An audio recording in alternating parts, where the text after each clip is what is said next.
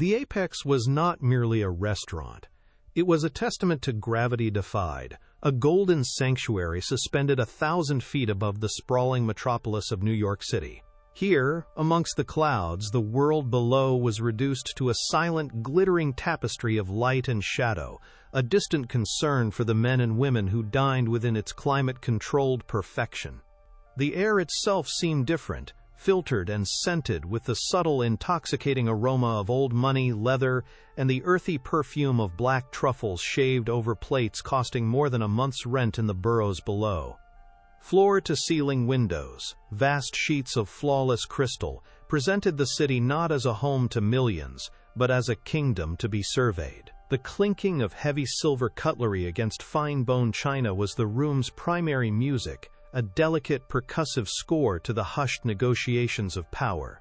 Constellations of crystal chandeliers hung from the vaulted ceiling, their light refracted into 1,000,000 tiny rainbows, casting a soft, forgiving glow on faces that rarely needed it, faces accustomed to shaping the fortunes of industries and nations with a quiet word or a decisive signature. Anya Petrova moved through this gilded ecosystem with an economy of motion that bordered on invisibility, a ghost in a crisp, black uniform. Her steps were silent, her posture impeccable, her hands steady as she refilled a water glass or cleared a finished course. To the titans of finance and politics who occupied these tables, she was part of the seamless, expensive machinery that made their world function, no more significant than the polished marble under their feet or the perfectly chilled champagne in their flutes. But beneath the placid surface of a professional waitress, a different reality existed. Her mind, a finely tuned instrument of observation and analysis, was always working. She didn't just see patrons. She cataloged behavioral tells, assessed power dynamics, and noted the subtle shifts in tone that betrayed a negotiation's true direction. Every movement she made was precise, honed not in hospitality school, but in the unforgiving crucible of military service, where a single wasted motion could be the difference between life and death. Her calm demeanor was a fortress, built brick by brick over years of facing threats far more tangible than a dissatisfied diner. Inside that fortress, she carried the weight of a world far removed from the opulent theater of the Apex. As she placed a linen napkin on a vacant chair, her mind would flicker, unbidden, to the scent of antiseptic and the low, rhythmic beep of a heart monitor. The image of her father, Colonel Daniel Petrova, was etched onto the inside of her eyelids. She saw him not as the strong, commanding officer who had taught her to shoot, but as he was now, a man confined to a hospital bed, his body a geography of scars and stillness, a permanent casualty of a war fought thousands of miles away. The extravagant waste she witnessed every night, a half-eaten plate of Wagyu beef sent back, a vintage wine tasted and dismissed, was a bitter pill. Each $100 tip she earned was a small drop in the ocean of his medical expenses, a frantic effort to afford the care and dignity that his country, and the corporation that had failed him, had denied him. This job, this mask of servitude, was her current battlefield, and her father's honor was the objective she would never surrender. The delicate equilibrium of the restaurant shifted palpably with the arrival of Marcus Thorne. It was not a loud entrance, but a gravitational one, as if a celestial body of immense mass had just entered the room's orbit. The maître d', a man who prided himself on his unshakable composure, seemed to shrink in stature, his smile becoming a fraction too eager, his bow a degree too deep. Thorne was a monument to bespoke tailoring and unchecked power, his suit a dark, expensive armor that seemed to absorb the light around him. His face was a mask of cold entitlement, his eyes sweeping across the room with a predator's casual disdain, dismissing everyone and everything as either an asset or an obstacle. He moved with the unhurried certainty of a man who had never been told no, a man whose wealth had insulated him from the mundane inconveniences of the human experience. He didn't walk to his table, he claimed it, the space around him becoming his sovereign territory, and the very air grew heavier with his presence. Anya felt a familiar, cold prickle on the back of her neck as she was assigned his table. Her training, long dormant, surged to the forefront of her consciousness. She was no longer a waitress approaching a customer, she was an intelligence officer assessing a target. She noted the man dining with him, a man with the rigid posture and weary eyes of a high-ranking government official, likely from the Pentagon. She observed the way Thorne dominated the conversation without raising his voice, the way his guest shifted uncomfortably, a clear subordinate in this power play. The atmosphere at the table was not one of a shared meal, it was an interrogation disguised with silverware. As she approached to take their order, she fortified her internal walls, her breathing becoming slow and controlled. She recognized the archetype instantly. A bully who used his power not just to achieve his goals, but to savor the fear he inspired in others. He was a psychological IED, and her instincts told her to proceed with extreme caution. The inciting incident arrived, as it so often does, not on a platter of grand design, but on a simple plate of food. Thorne had ordered the restaurant's signature dry-aged steak, specifying it be cooked rare plus, a pedantic, nonsensical term designed to assert his superior palate. When Anya placed the plate before him, the execution was flawless. A perfect sear gave way to a deep, ruby-red center, warm and tender. But perfection was not the point. The point was the performance. Thorne stared at the steak for a long, dramatic moment before picking up his knife and fork. He made a single surgical incision, then threw the utensils down. The resulting clatter of silver on porcelain was like a gunshot in the cathedral-like quiet of the apex. Every head turned. The show was about to begin. He looked up, not at his guest, but directly at Anya, his eyes narrowing into slits of manufactured fury. A storm he had been waiting all evening to unleash. This is a story you won't want to miss. Before we dive in, let us know where you're watching from in the comments below. We love seeing our global audience. And if you enjoy stories where justice is served, make sure you're subscribed.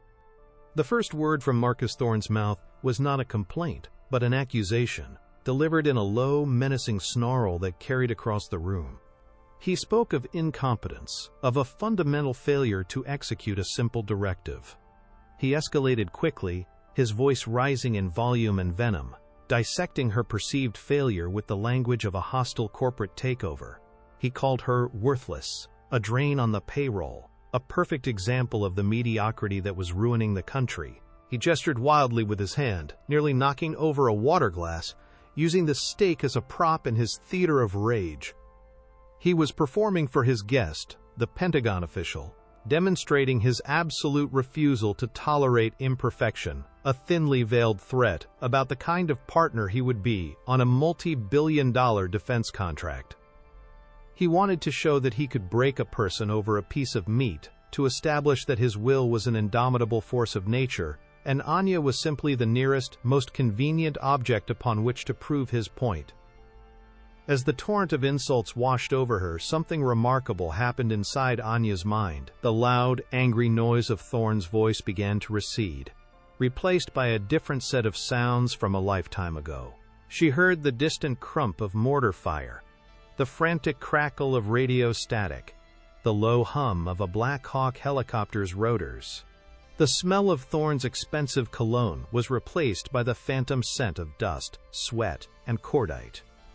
His red, contorted face blurred and superimposed itself over the face of an insurgent she had once interrogated, a man who had used the same tactics of volume and intimidation, believing they were a substitute for real power.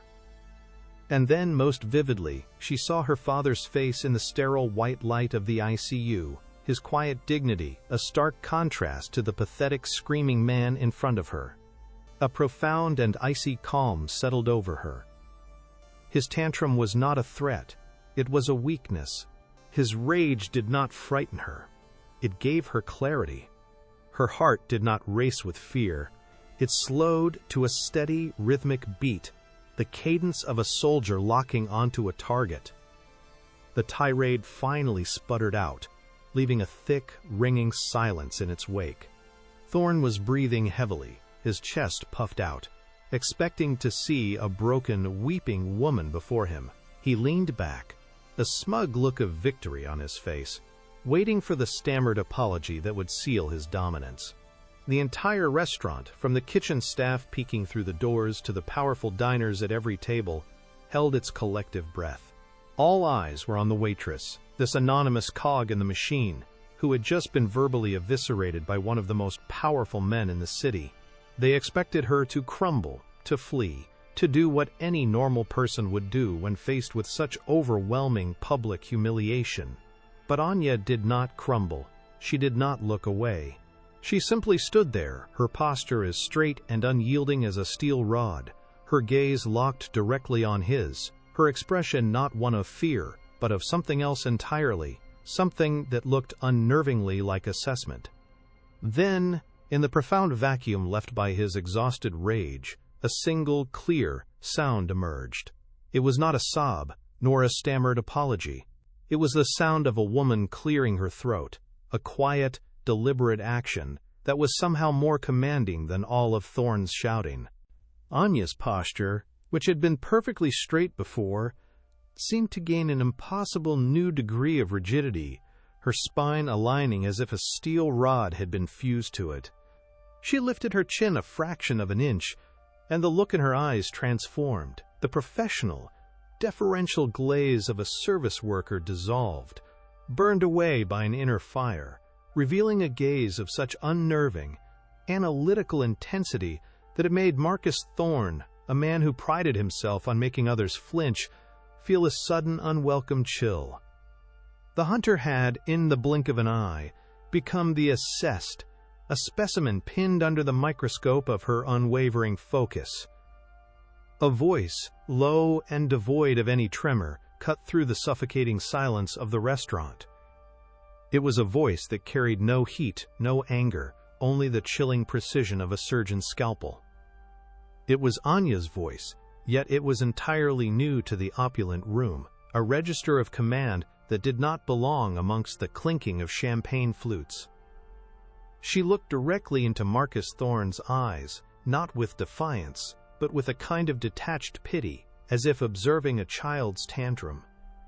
"Sir," she began, the honorific now sounding less like a mark of respect and more like a clinical designation, "your volume is a tactic, not a threat." The words were perfectly enunciated, each syllable a polished stone dropped into the still pool of the room's attention.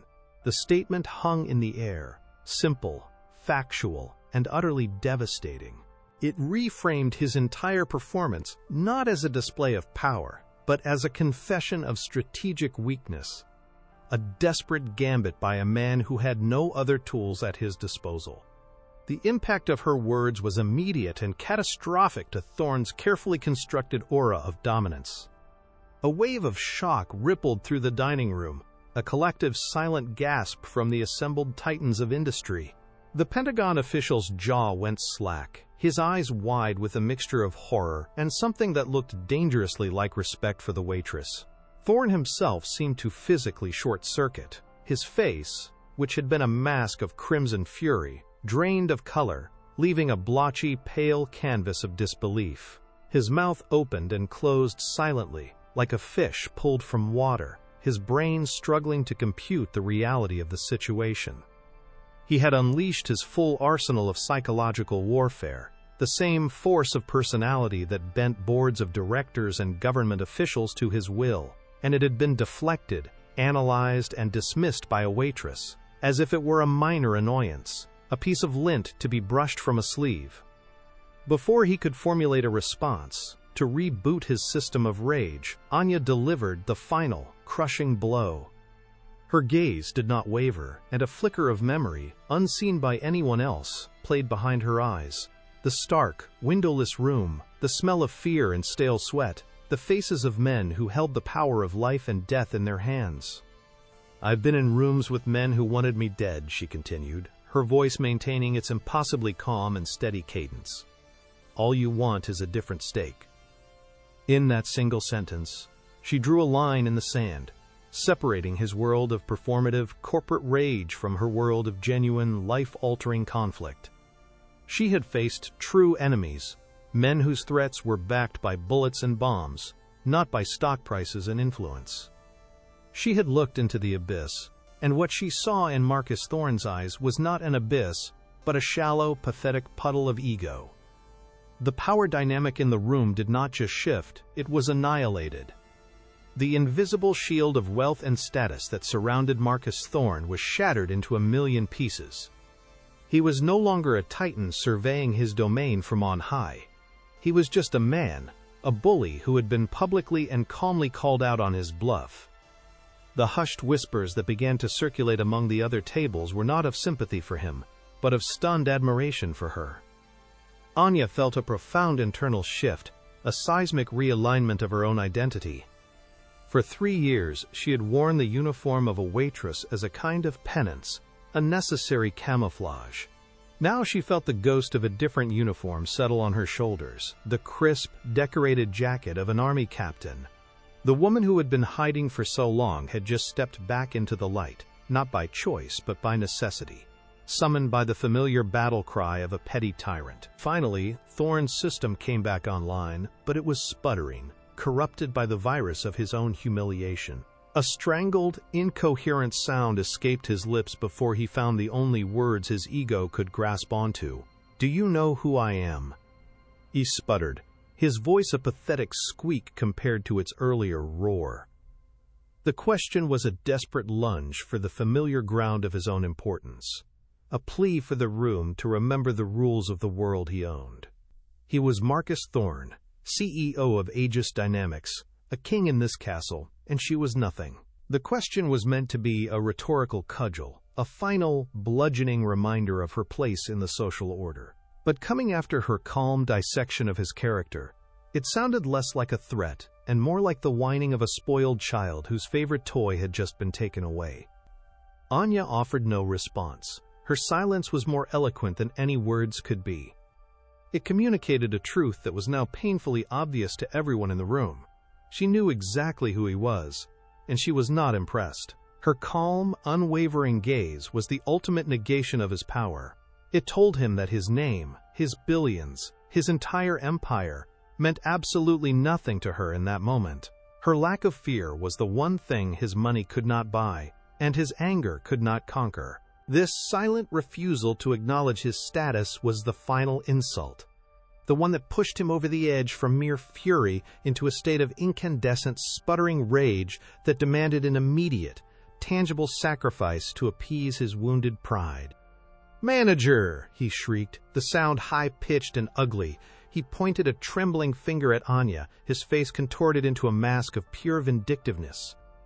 The restaurant's manager, a meticulously tailored man named Jean-Luc, who typically glided through the room with the grace of a diplomat, scurried over, his face pale with anxiety.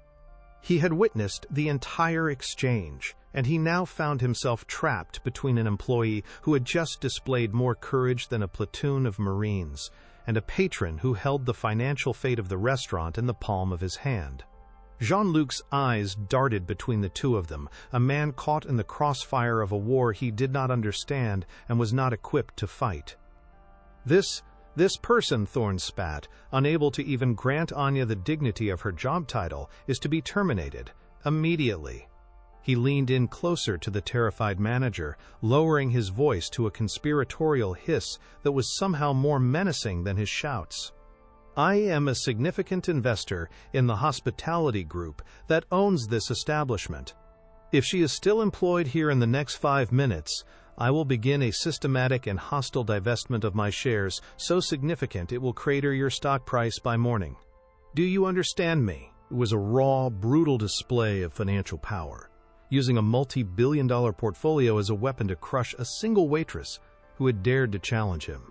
He was leveraging a sledgehammer to kill a fly, and he was relishing every moment of it.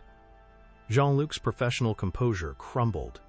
He looked at Anya, his eyes filled with a deep, profound apology that his mouth could not speak. He saw the injustice, the sheer, monstrous unfairness of the situation.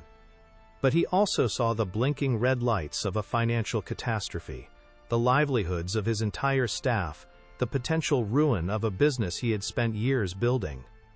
He was a good man forced to make a terrible choice, and like so many good men before him, he chose the path of least resistance.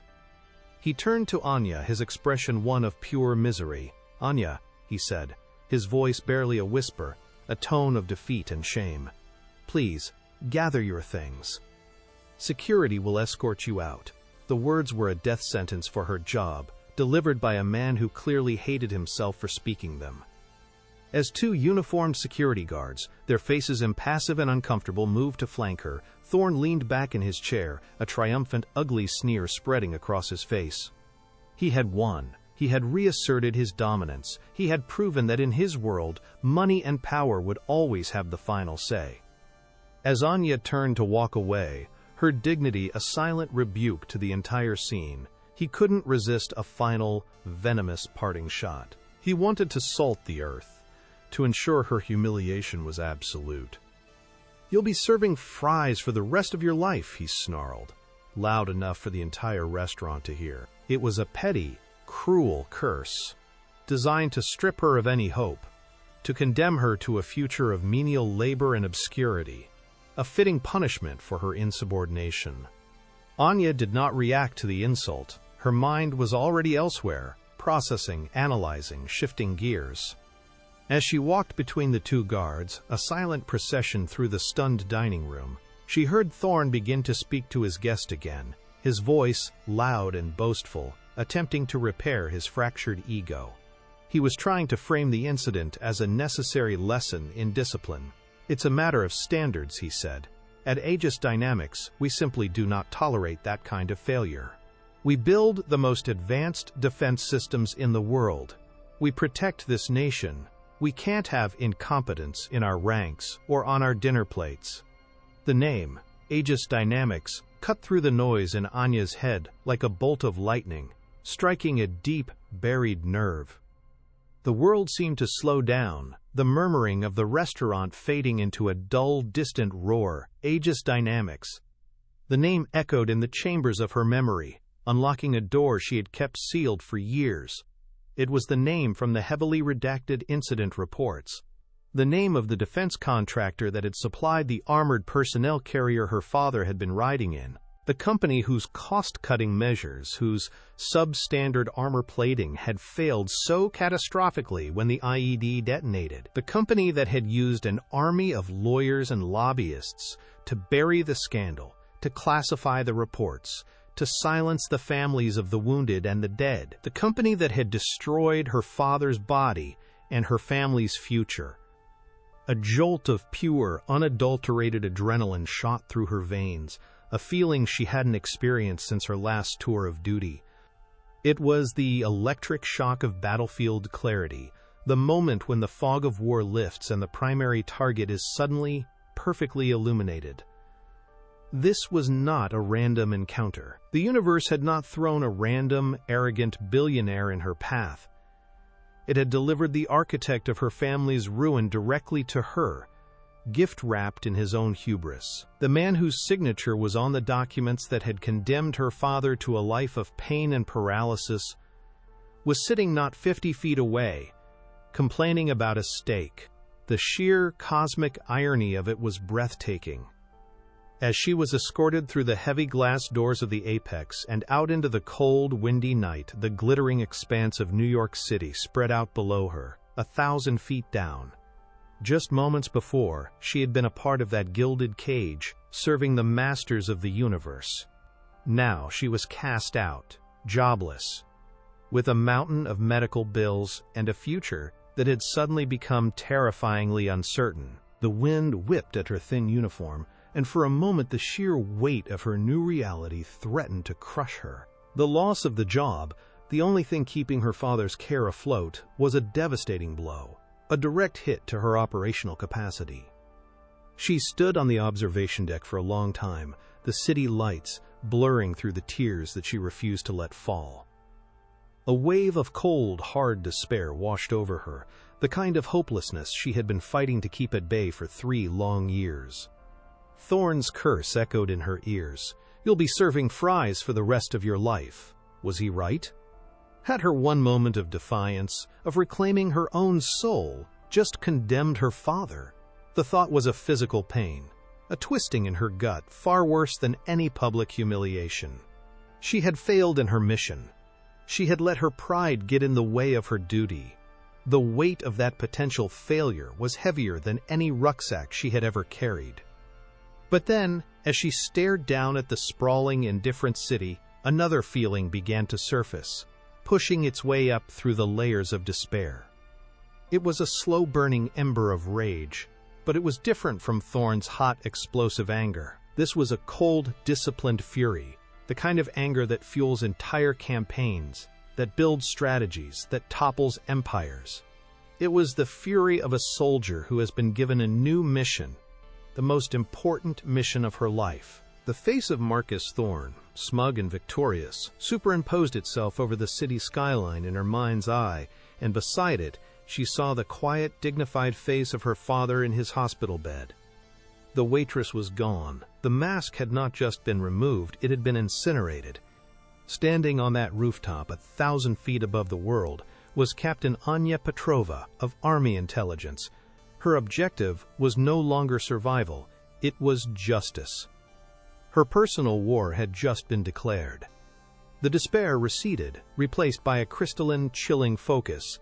She was not a victim who had just been fired. She was an intelligence officer who had just made positive identification of a high-value target. Thorne's fatal mistake was not in underestimating a waitress. It was in creating an enemy who had nothing left to lose, and a skill set he couldn't possibly comprehend. With hands that were now perfectly steady, she reached into her pocket and pulled out her phone.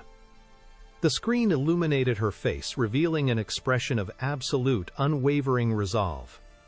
She bypassed the recent calls, scrolling deep into her contact list, to a name that was a relic from her former life, a connection to a world she thought she had left behind forever. It was a name that represented a very specific set of skills, a shared history forged in the dusty, dangerous landscapes of a foreign war. She found it, the letters glowing like a beacon in the darkness. David Chen, investigative journalist, a man who had once been her partner in uncovering intelligence on the battlefield, and who now uncovered different kinds of secrets in the concrete canyons of the city. She pressed the call button and lifted the phone to her ear, the wind whipping her hair around her face. The sound of the dial tone was the first beat in a new drumbeat of war. She was no longer thinking about tips or side work or how to appease difficult customers. She was thinking about supply chains, shell corporations, and the paper trail that led from a factory that produced substandard steel to the bank account of a billionaire. She was thinking about sources, about leverage, about psychological weaknesses. She was building a battle plan in her head, the intricate architecture of a righteous and devastating counterattack. When David's voice, rough with sleep, finally answered on the other end, the voice that responded was not that of the quiet, efficient waitress from the Apex. It was the voice of a commander, crisp, clear, and filled with an unshakable sense of purpose. "Dave," she said, her tone leaving no room for argument or small talk. "It's Anya. I need your help. I found him. I found the man who signed the order." She didn't need to explain further. He would understand. Her mission had just begun, and she was already recruiting her first asset. Marcus Thorne had fired a waitress, but he had just hired his own executioner. Their meeting took place 2 hours later, in the kind of place that was the conceptual opposite of the Apex. It was a 24-hour diner in Hell's Kitchen, a brightly lit box of linoleum and cracked vinyl, smelling of burnt coffee, sizzling bacon, and decades of quiet desperation. Here, the currency was not power, but exhaustion.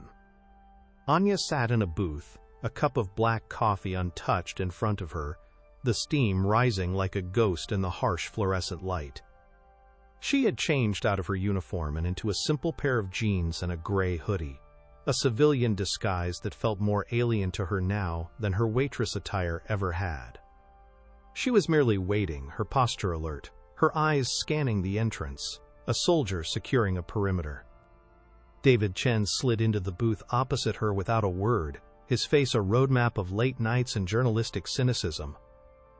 He was a small, wiry man with eyes that seemed to see everything, a remnant of his time in signals intelligence.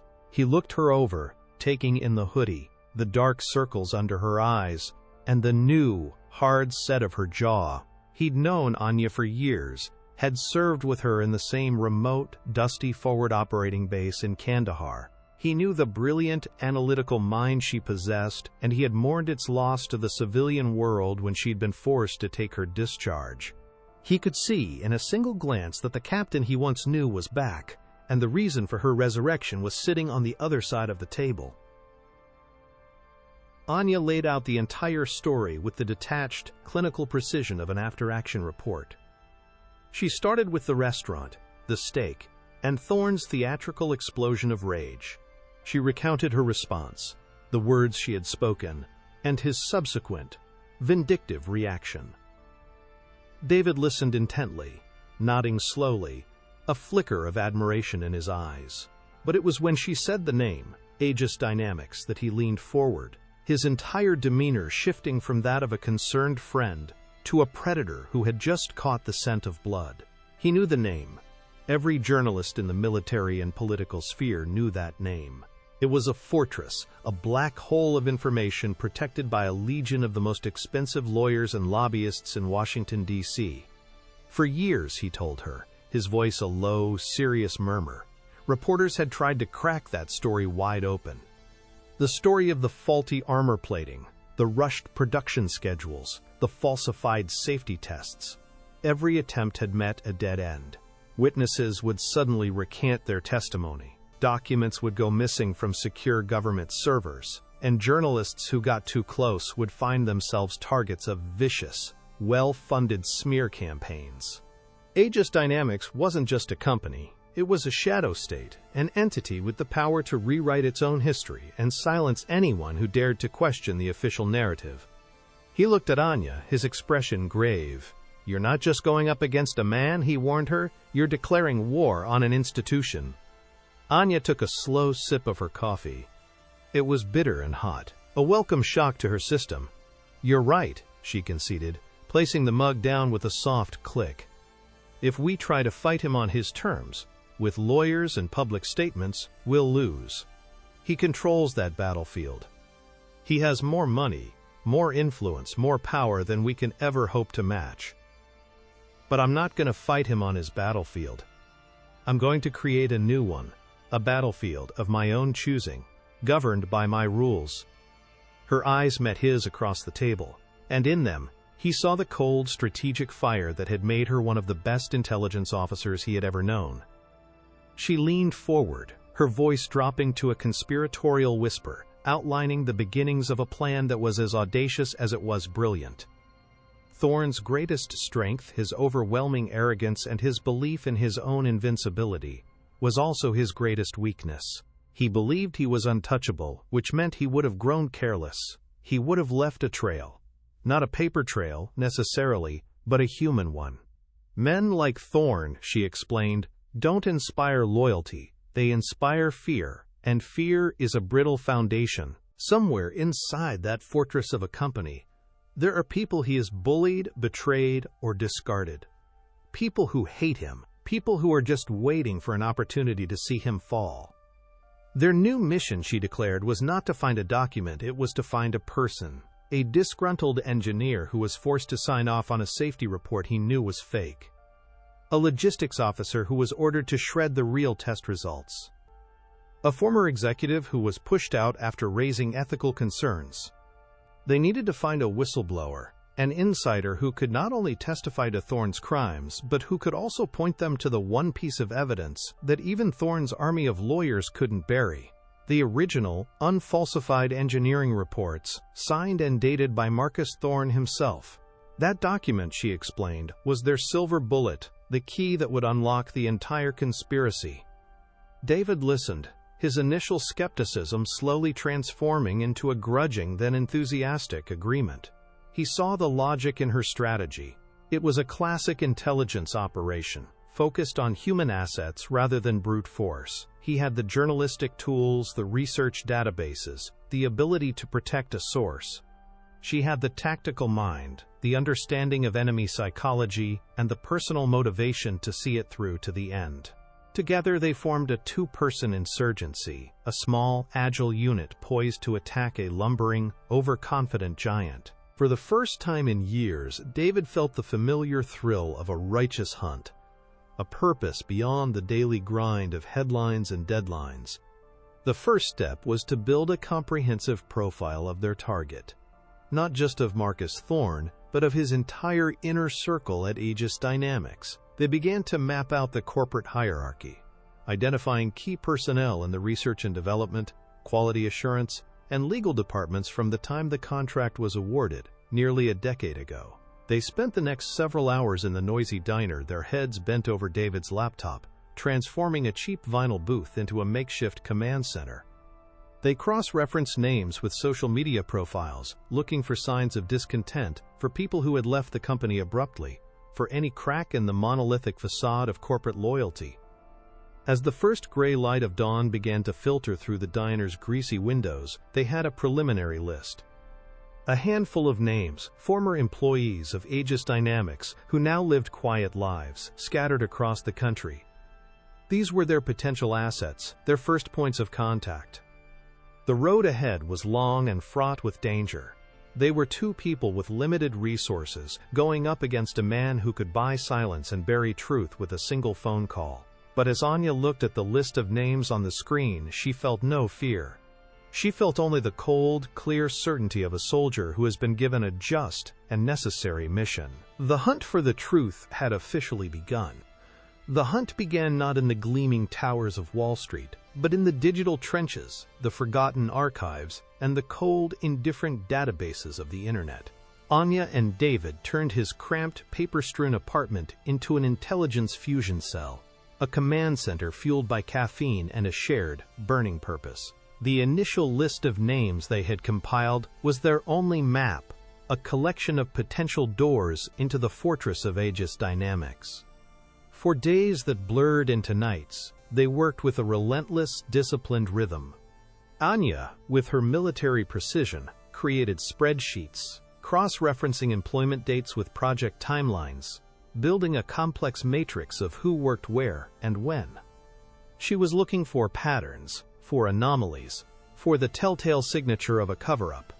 David, using his journalistic credentials, dove into proprietary databases, pulling financial records, property deeds, and old news articles, searching for any hint of leverage, any sign of a former employee who had fallen on hard times and might be more willing to talk. It was a grueling, thankless slog, a war of attrition fought with keyboards and search queries. Each lead they pursued felt like a patrol into hostile territory. Phone numbers unearthed from old records would ring endlessly in empty houses or were met with curt, fearful refusals. Emails, carefully crafted to be non-threatening yet intriguing, vanished into the digital ether, unanswered and unacknowledged. They encountered a wall of silence so thick and uniform it was clearly constructed by design. It was the chillingly effective work of non-disclosure agreements backed by the threat of financial ruin from Thorne's legal team. Anya felt a familiar frustration, the same kind she'd felt on missions where the intelligence was old, the ground had shifted, and the enemy had vanished like ghosts. But her training had also prepared her for this. She knew that brute force was useless against such a defense. This was a battle of patience, of finding the one loose brick in an otherwise impenetrable wall. She would not tire, she would not falter. Every dead end only served to sharpen her focus, to narrow the field of possibilities. The first crack in the wall came from a man named Frank Miller, a former mid-level project manager in the R&D division. His name had appeared on several key documents from the period of the faulty armor development, but he had left the company abruptly 6 months after the contract was fulfilled, citing, quote, personal reasons. David found him not through official channels but through a fluke, a comment he'd left on an online forum for model train enthusiasts. It was a small human detail in a sea of corporate data. After several cautious, anonymous emails, David managed to secure a meeting. Frank was terrified, agreeing only to meet in a public, crowded place, a food court in a sprawling suburban mall an hour outside the city. He insisted on a table in the center, far from any walls or windows, his eyes constantly scanning the crowd, a man living in a self-imposed prison of paranoia for nearly a decade. Anya took the lead in the meeting, her calm demeanor a stark contrast to Frank's nervous energy. She didn't press him, didn't make demands, she simply listened. She used the techniques she had honed in countless interrogations, not to break a subject, but to build a bridge of trust. She spoke of duty, of honor, of the soldiers who trusted the equipment they were given. She didn't mention her father at first. She kept it professional, an appeal to the man's conscience. Frank Miller was a man drowning in guilt. He picked at his food, his hands trembling, his voice a low, shaky whisper. He spoke of the culture at Aegis Dynamics, a place where Marcus Thorne's ambition was the only law. He described a work environment where fear was the primary motivator, where employees were regularly humiliated in meetings, their careers threatened for the slightest perceived failure. Thorne wasn't just a boss, he was a tyrant who ruled his corporate kingdom with an iron fist. Frank explained that the pressure to cut costs on the armored vehicle contract, codenamed Project Cerberus, had come directly from the top. Thorne himself had chaired the meetings, demanding they find ways to shave percentage points off the manufacturing costs to maximize the already astronomical profit margins. When the initial tests of the cheaper composite armor came back with catastrophic failure rates, the data was buried. A new set of tests was staged, carefully designed to produce the desired results. Frank confessed that he was one of the managers who had been ordered to sign off on the falsified reports, a directive that came with the unspoken threat that his career and family's financial security depended on his compliance. He had lived with the shame of that signature every day since. He was a broken man, not a warrior, and he didn't have the silver bullet they were looking for. He had no copies of the original documents. He had been too afraid to even consider such a thing. But he gave them something just as valuable, a name. Dr. Eris Thorne, a brilliant but troubled materials engineer who had designed the original, safer armor prototype. Eris, he explained, had been the most vocal opponent of the cost-cutting measures. He had fought Thorne tooth and nail in meetings, presenting irrefutable data on the dangers of the substandard materials. His protest had earned him a final, brutal confrontation with Thorne, a screaming match behind closed doors that the entire floor had overheard. The next day, Eris Thorne was gone, his office cleared out, his name expunged from company records, forced into a quiet, lucrative retirement under the shadow of an ironclad NDA.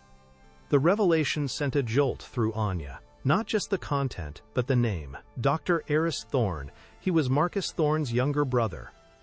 This wasn't just corporate malfeasance. It was a family affair, a Shakespearean drama of greed and betrayal, playing out in the boardrooms of a defense contractor.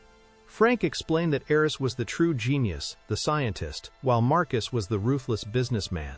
Their relationship had always been fraught with tension, a lifelong rivalry that had culminated in this final, catastrophic disagreement. Marcus had not only buried a corporate crime, he had silenced his own brother to do it. This piece of information changed the entire dynamic of their investigation. It provided a powerful psychological angle, a deep, personal wound they could potentially exploit. Eris wasn't just a disgruntled employee. He was a man whose life's work had been perverted, and whose warnings had been ignored by his own flesh and blood, with deadly consequences. The hunt for Eris Thorne became their singular obsession. As Frank had warned, the man had effectively vanished. He had no social media presence, no public profile. His last known address was a sprawling estate in Connecticut that had been sold 2 years after he left Aegis. It was as if he had intentionally erased himself from the world. David threw all his resources into the search, pulling property records, tax filings, and vehicle registrations under a dozen different search parameters. Anya, meanwhile, worked on a psychological profile. A man like Eris, brilliant, principled, and now likely consumed by guilt and fear, wouldn't seek the spotlight.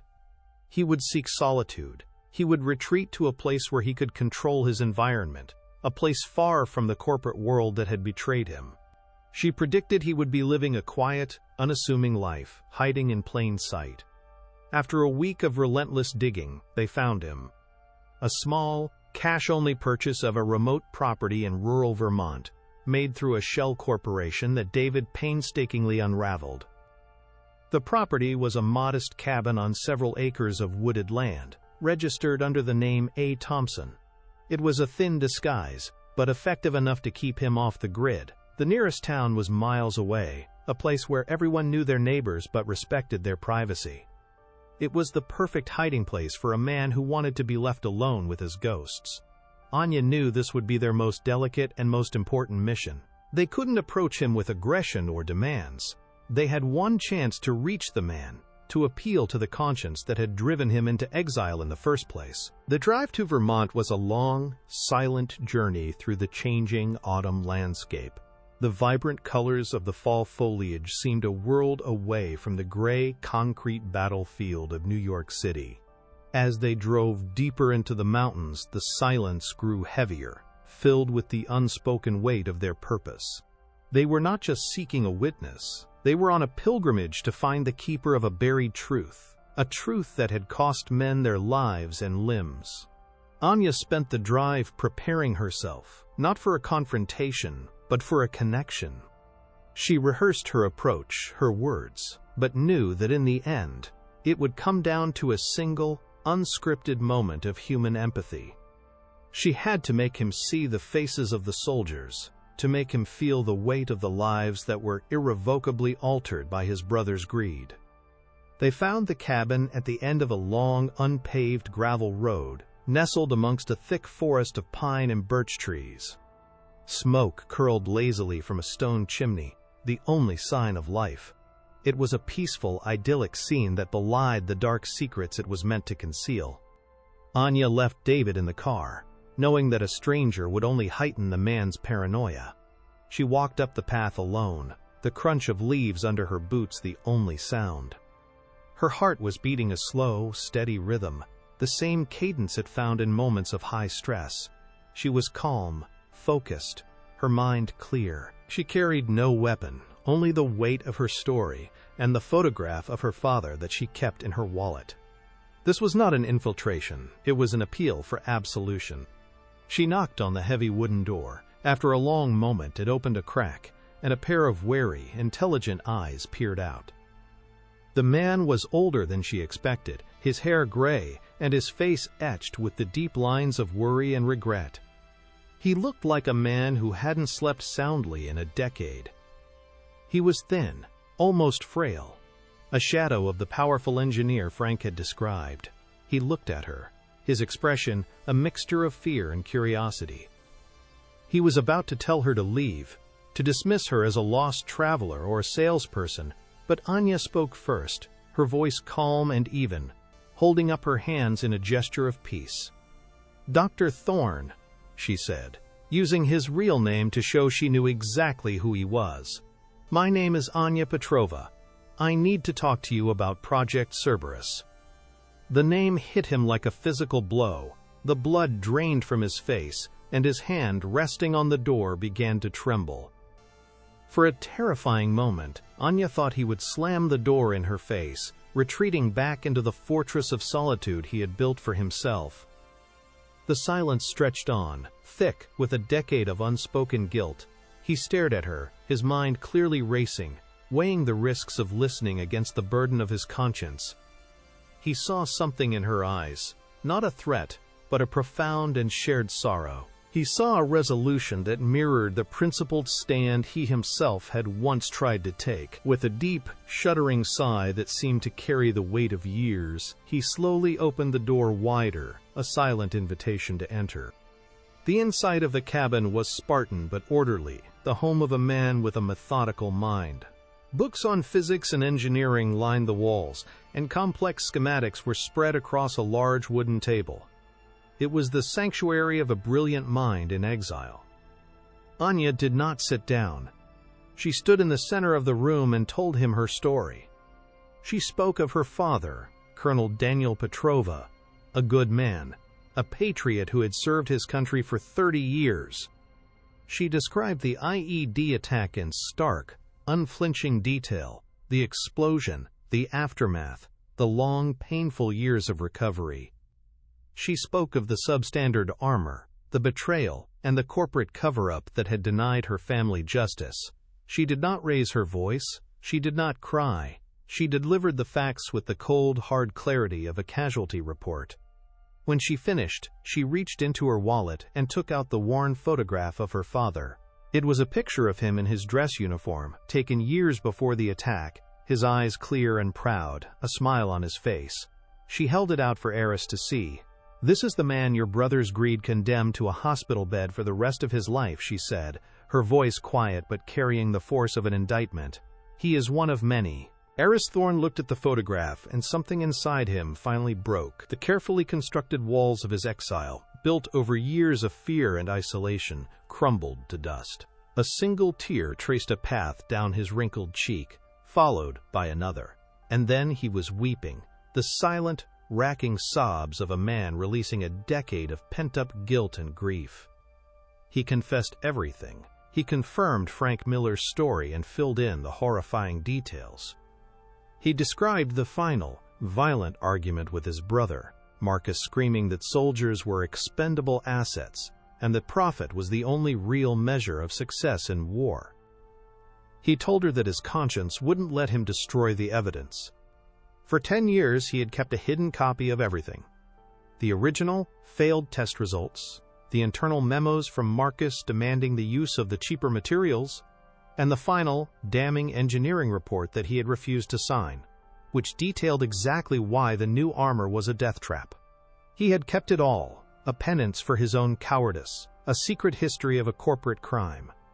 He led her to a false panel behind a bookshelf, his hands still shaking. Inside was a fireproof safe. He spun the combination, his movements slow and deliberate, as if performing a long-rehearsed ritual. He opened the safe and removed a single, thick file folder. He handed it to Anya, the weight of it feeling like the weight of justice itself. "This is it," he said, his voice thick with emotion. "This is the truth. Use it to burn him to the ground."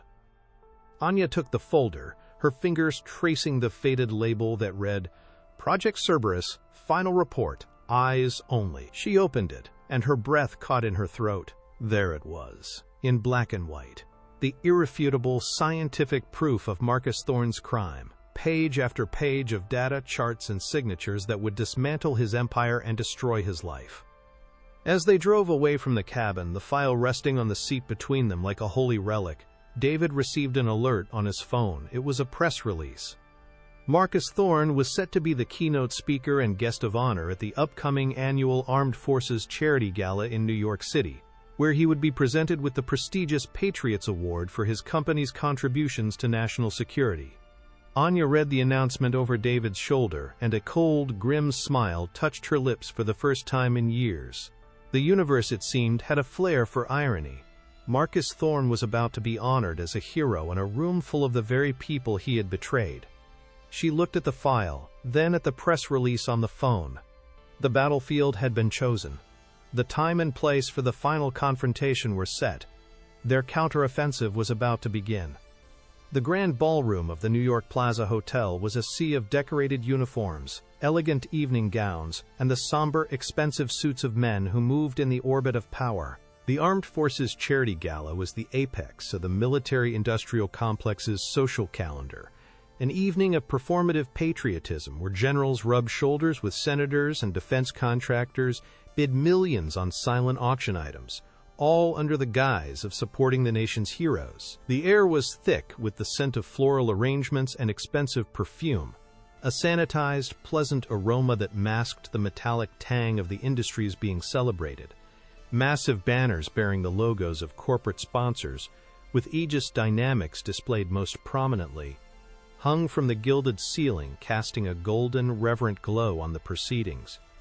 It was a cathedral dedicated to the worship of national security, and tonight Marcus Thorne was scheduled to be canonized as its newest saint, the recipient of the prestigious Patriots Award, a testament to his company's unwavering support for the American soldier.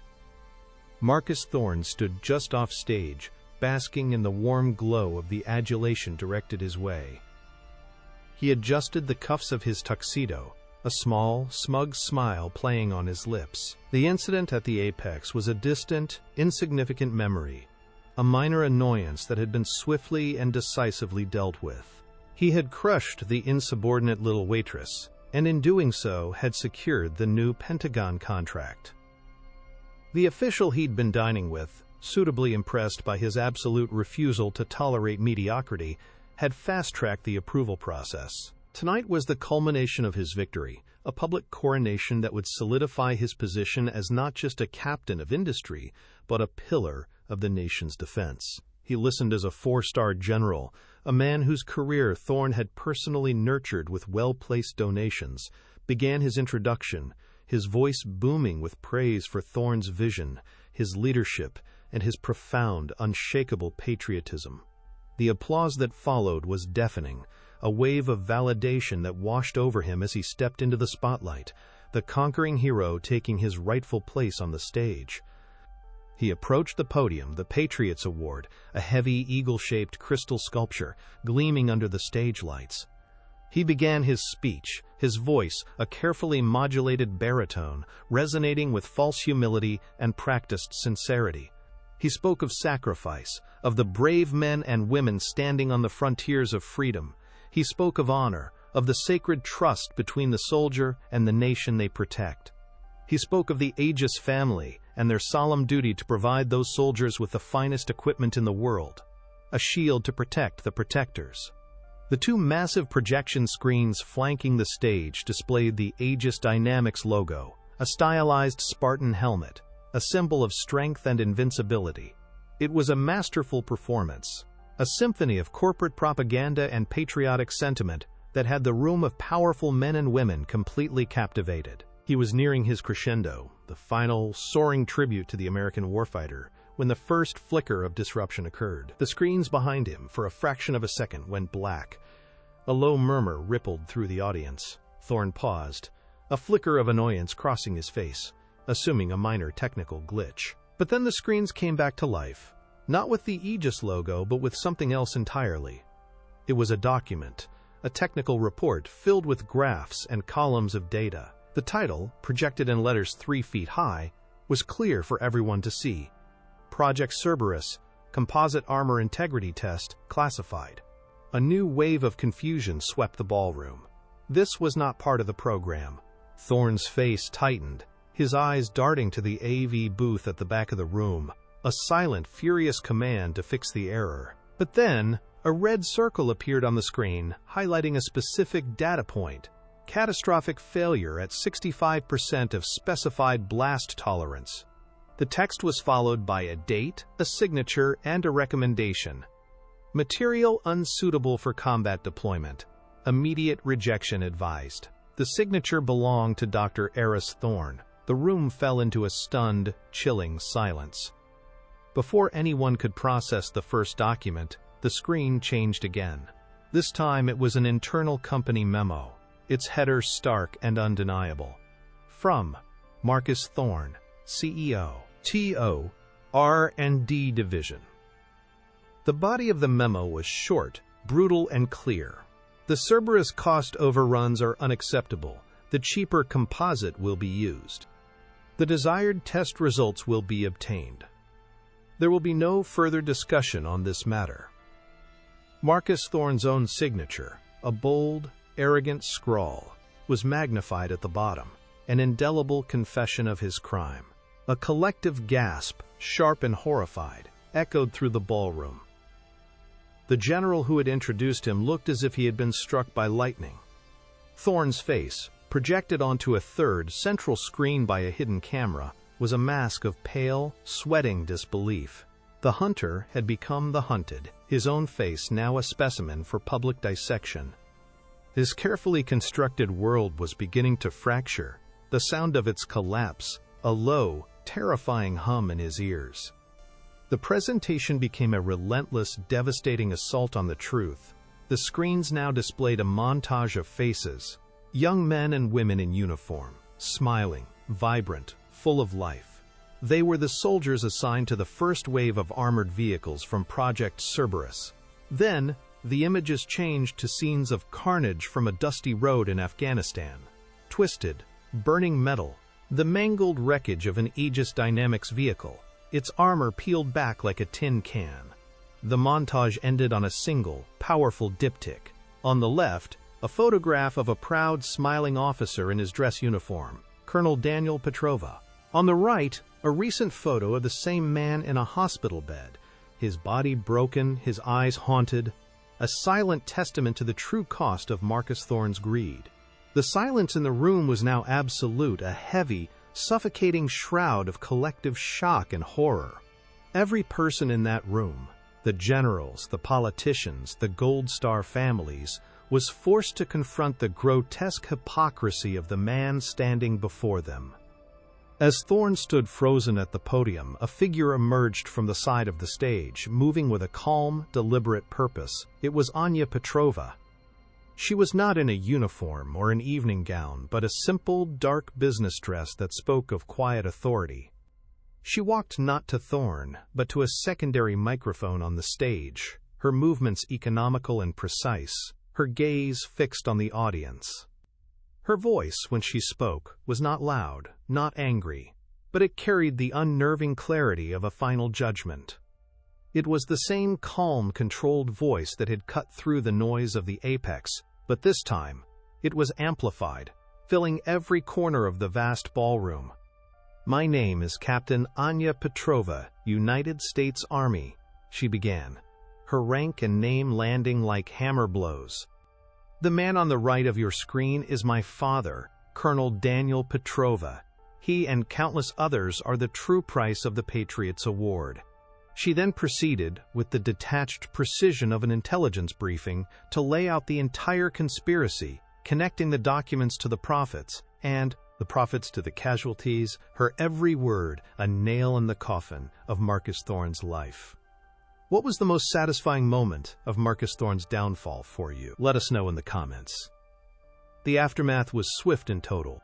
As Anya finished her testimony, two men in dark suits, their badges identifying them as federal agents, walked calmly onto the stage.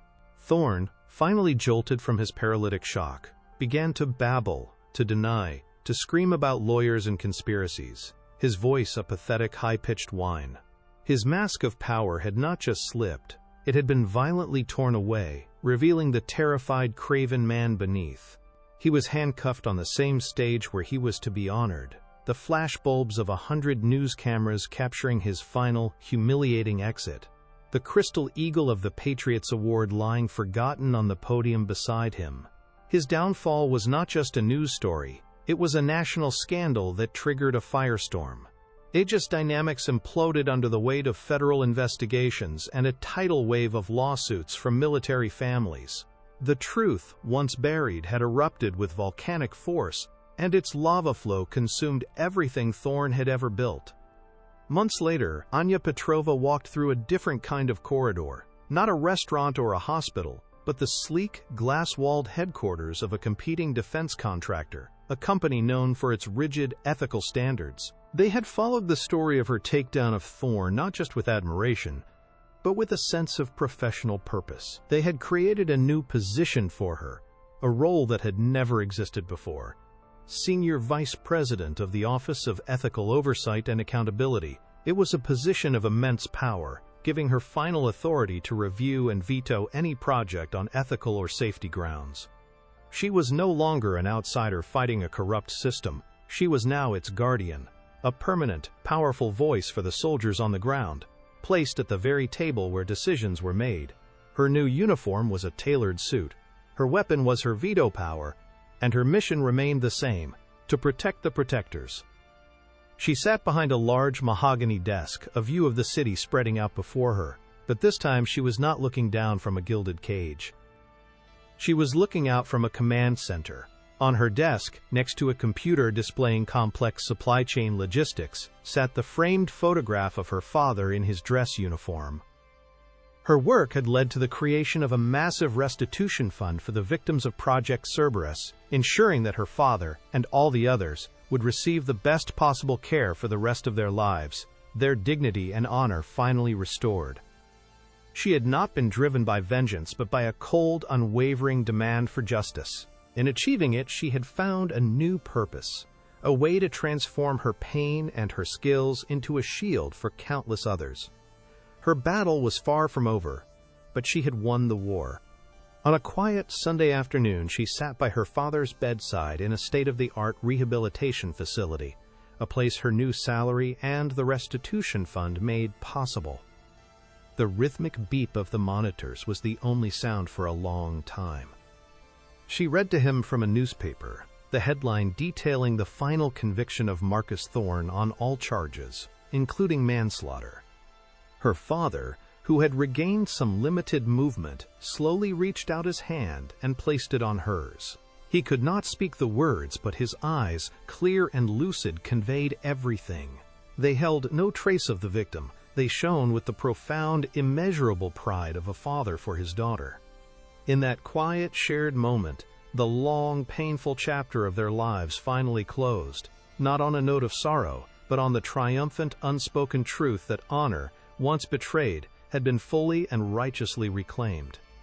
If Anya Petrova's incredible journey from underdog to powerhouse inspired you, show your support by hitting that like button and sharing this story with someone who needs to see it.